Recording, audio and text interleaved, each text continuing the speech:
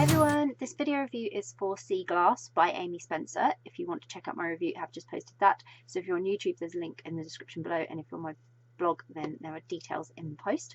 And this is the video review. So Sea Glass by Amy Spencer. This was heartwarmingly emotional and a really lovely romance. Max and Madeline have both kind of sworn off the whole relationship thing after they've had like these traumatic experiences with their past partners, and they're just done.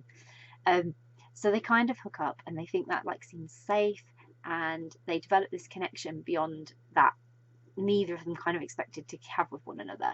And then that starts to blur the lines between them, and their vulnerabilities start to surface.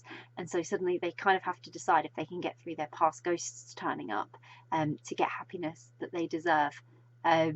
So Max and Madeline's story started really exciting because it was hooking up. It was just a bit of fun. They were having fun, and they had this whirlwind meeting and this electric connection, and then they had this undeniable chemistry. But because of who they were and their experiences, they were both in denial of that. So luckily they had all these friends around them, and these friends kept telling them about this connection, and you know, they were being like, there's something more to this because you guys are spending a lot of time together. And they were spending a lot of time together that made for some really funny and then some more meaningful and deeper conversations throughout the whole story. So then they quickly had me in love with the idea of them being in love. And the more we learned about them, the more I just willed them to just give in. I was like, give in. I was like, give in. But what was so great was all the insights into their past. Amy's built such emotion and clarity into everything that Max and Maddie were sharing.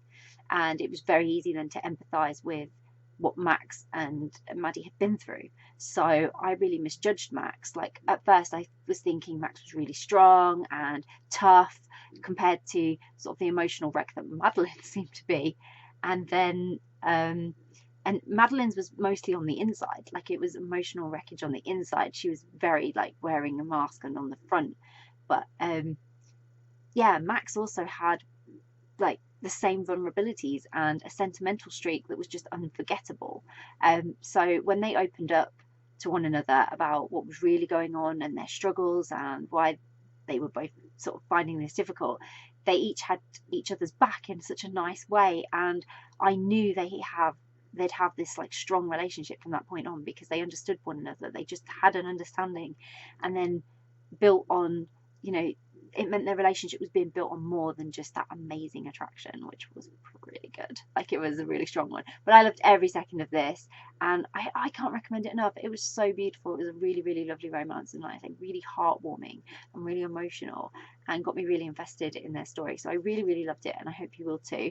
I'll pop a link in the description so you can grab a copy of Sea Glass by Amy Spencer, which I hope you will. If you've read Sea Glass, would love to know what you thought of it, so please do share.